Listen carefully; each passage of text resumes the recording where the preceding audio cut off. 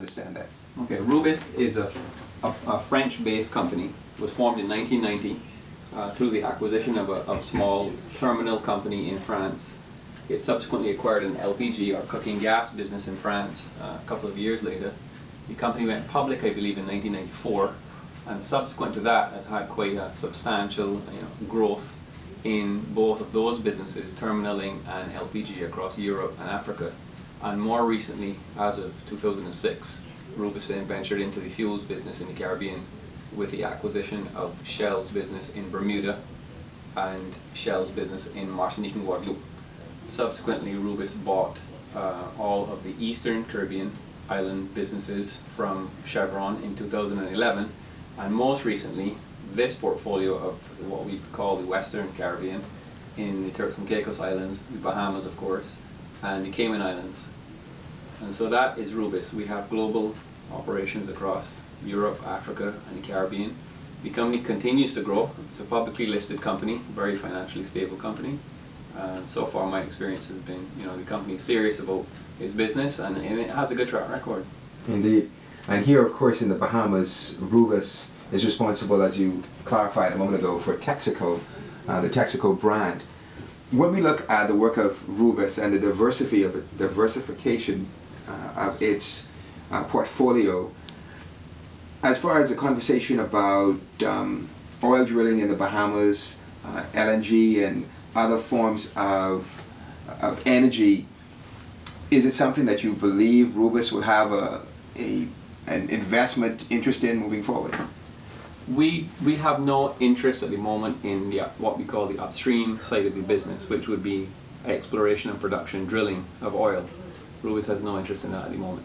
LNG certainly is something that we do have an interest in. In fact, RUBIS has LNG expertise on staff, and we believe that there are a number of LNG related projects around the world that will be of greater interest, particularly here in the Caribbean. I think LNG is a very cheap and very abundant fuel and may bring benefits for particularly Caribbean utilities, and it is something that we're taking a serious look at. It's been somewhat of a controversial part of conversations here in the country. There's been talk about the possibility of an LNG plant, I believe in Grand Bahama and one or two other places. Do you think, in terms of any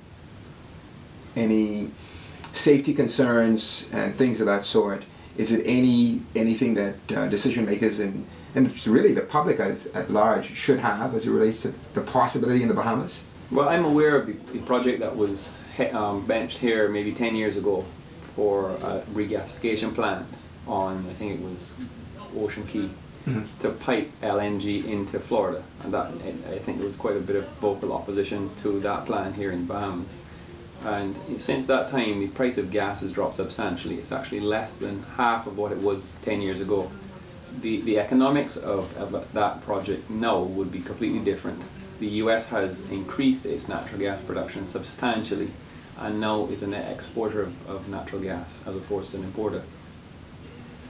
I think if there's an economic benefit to utilize LNG as a fuel source, particularly for power generation, it's something that should be looked at seriously, because in our view it is probably more likely to be something that can yield significant savings and affect people's electricity bills here in the near future. Even higher, an even higher benefit than solar power and wind energy and things of that sort? Yes. Yeah.